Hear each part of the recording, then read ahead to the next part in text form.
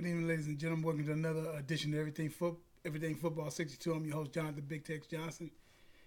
In the history of the NFL, one of the things that I think is one of the probably one of the most I think it's important, but it's one of the bigger things when it comes to is playoff wins or playoff performances. And one of the main things I think that really kind of catapulted and taken NFL to the one level to the next level is one of the things that we pretty much always remember is a dynamic catch. One of the main plays that's etched in our memory for those who've been watching football for over 40 years or whatever the case may be, or even if you're younger and just go back and look at old NFL films, you'll go back and see one of the most probably considered probably one of the greatest catches ever displayed or ever made was that of Lynn Swann in Super Bowl 10 against the Dallas Cowboys, my Cowboys, of course. And he made that catch against cornerback Mark Washington, the acrobatic catch. He made a couple of catches. He had 4 catches for like 161 yards and a touchdown. And one of the catches that he made was just acrobatic, that just loop, loop, loop over and over and over and over again. And you'll never forget him for that. That catch catapulted Lynn Swann to 2 more, because that would be the second Super Bowl that was back-to-back. And then within a couple of more years, he would win another 2 back-to-back as a member of the Pittsburgh Steelers. And that's something that you'll always remember Lynn Swann by that acrobatic catch in the Super Bowl playoffs or whatever, or a championship game. One of the other more iconic catches that you got, because like I said, you have that of of Dwight Clark again against my Cowboys. You have him in the 1982 NFC Championship game of the Dallas Cowboys versus the San Francisco 49ers, and he makes that miraculous catch in the back of the end zone over rookie sensation at the time, Everson Walls, who had a great year that year. I think led the league in interceptions and in the whole 9 yards. And and that catapulted him as just Dwight Clark and having a Pro Bowl, All Pro year that he actually had that year in the '81 season, and ended up having a nice pro career even after that, and winning another Super Bowl in the next couple of years, and had a solid career. All right, winning having 2 Super Bowl championship rings. It's probably been tons of other catches and stuff, but we want to talk about catches that solidify basically and build and solidify our legacy. And even in that game, the San Francisco 49ers, it was still time. Danny White got the ball back for the Cowboys and caught Drew Pearson over the middle for probably a 30, 40-yard gain. Drew Pearson like he was on his way, and I want to say it was either Eric Wright, Carlton Williams, one of those guys in the secondary who basically did a horse collar tackle that basically stopped Pearson, because that would have put it over the top for the Cowboys. They would have actually won that game had he broke away. Of course, today a horse collar, that's actually illegal, and that's a flag and probably a fine and everything like that nowadays. And ironically enough, I'm saying all these things to say, and there's probably been a lot of other catches and stuff, David Tyrese, a lot of these other guys and stuff like that. Even the performance that you saw of Antonio Brown and against the Jaguars and what he did after coming off an injury was just absolutely superb.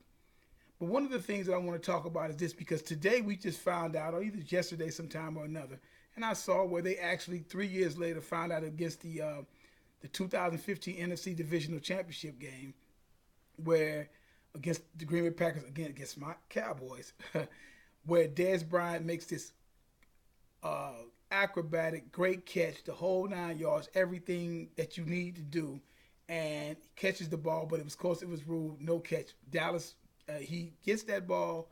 If they rule it a touchdown, Dallas goes to the NFC Championship game, and who knows what may have happened then. Different catches like this actually starts and can cement legacies.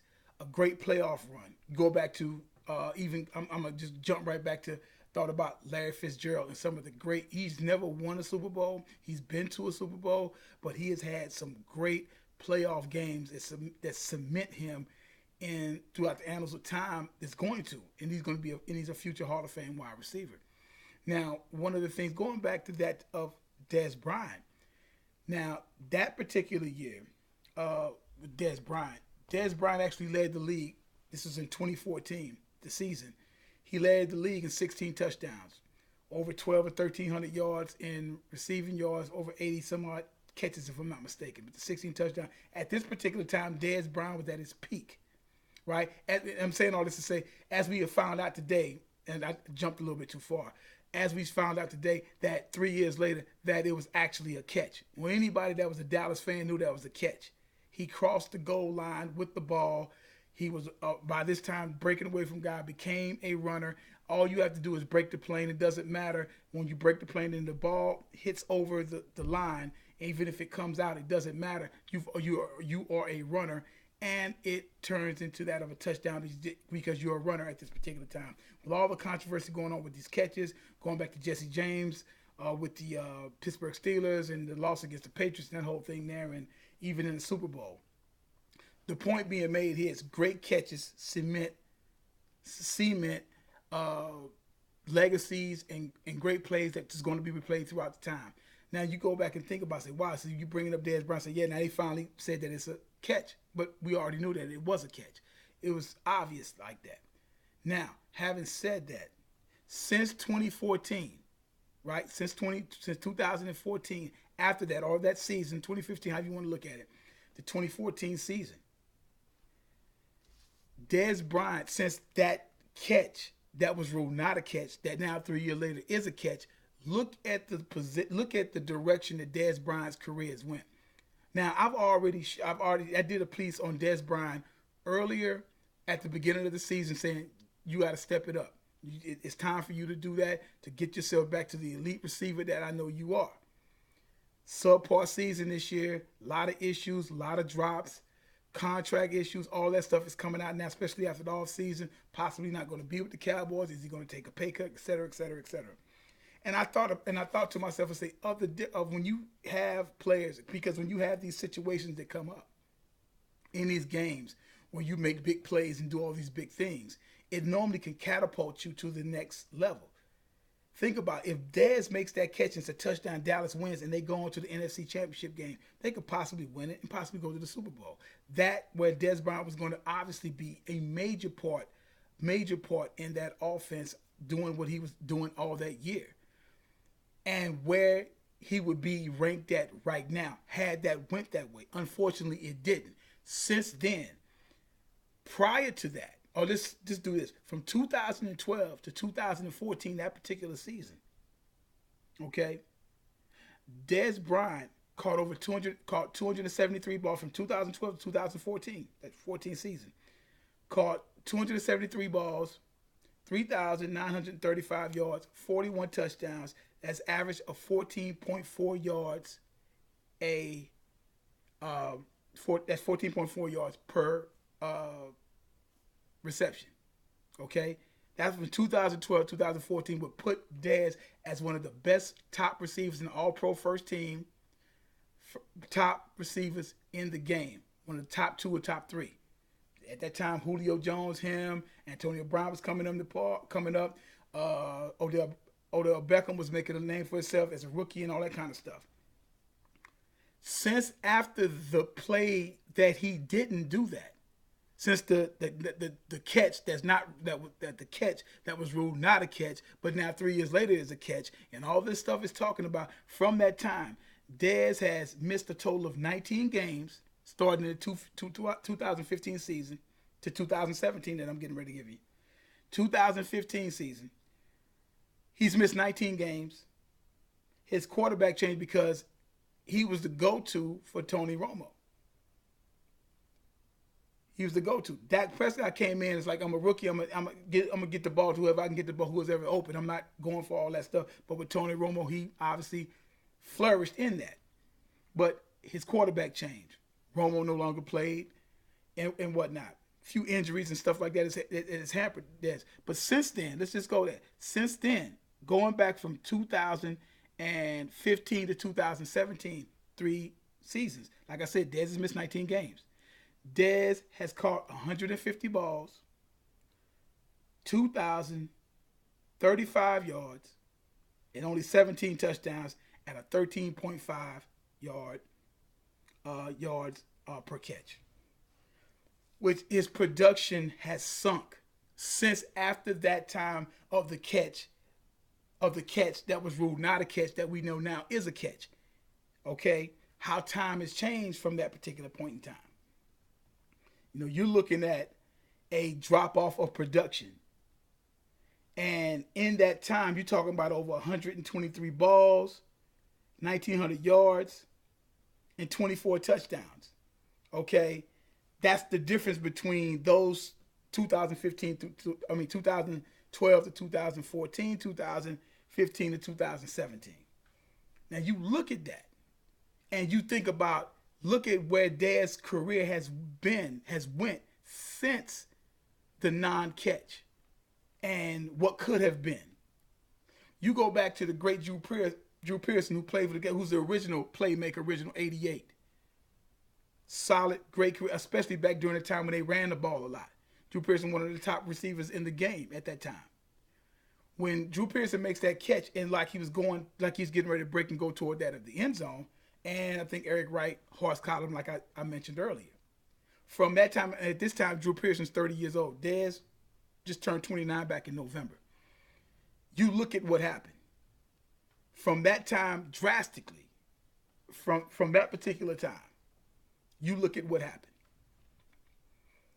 That Drew Pearson's productivity went down since after that particular time of getting caught from behind. Now, Drew Pearson already made a name of himself with the Hail Mary in the 75 season of 76, the divisional round against that of the Minnesota Vikings when he catches the 50-yard pass from Roger Staubach of the Hail Mary.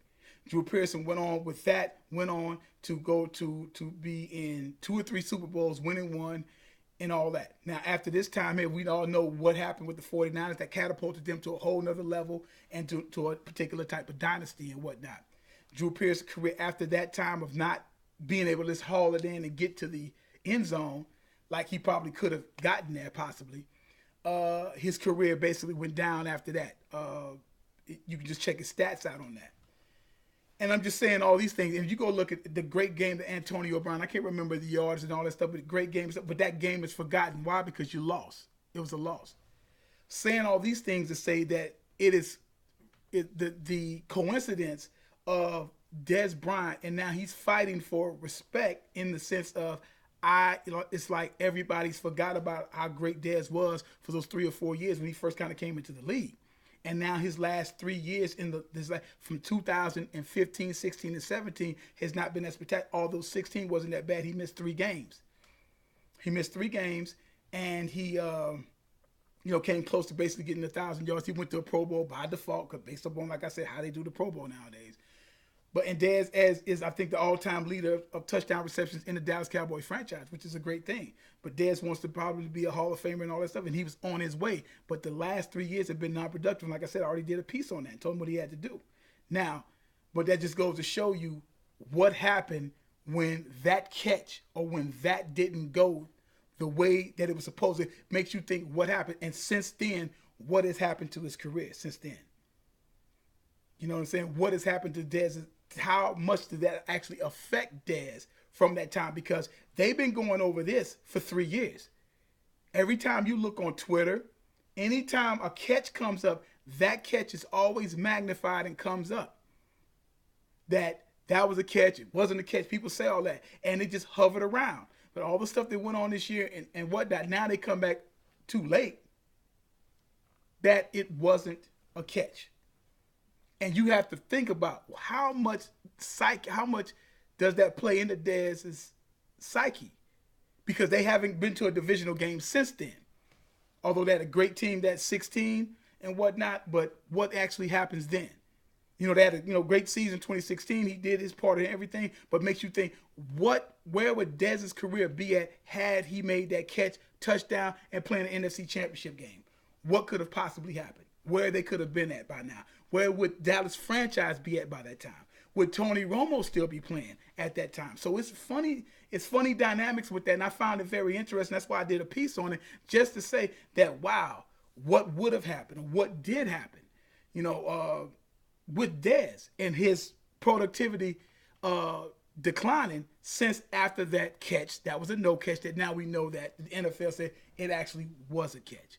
And it showed you that they was worried about it some 3 years later after it happened. And this is all in correlation with now with Dez being pricked apart and picked apart about is he worth $12 million a year? He wasn't a good year. He dropped a lot of balls and pay cuts and possibly getting rid of him.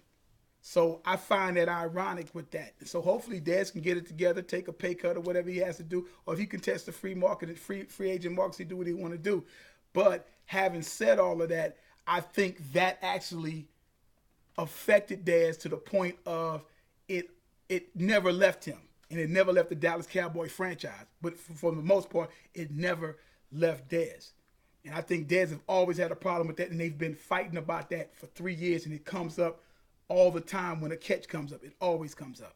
And I think that right there, things in football that don't happen or whatever, if you go back to the Seattle Seahawks and what they should have done, they should have won 2 Super Bowls back-to-back and possibly 3. But things didn't go that way, and you see where they have went. They have went back further and further back than where they were back in the 14 and 15 seasons. 13 and 14 seasons, I should say. So, just goes to show you. Guys, check me out, Everything Football 62, YouTube. Check me out. Appreciate the people that subscribe. Do the like, hit the like button. And we'll come back here later on with some stuff. All right, have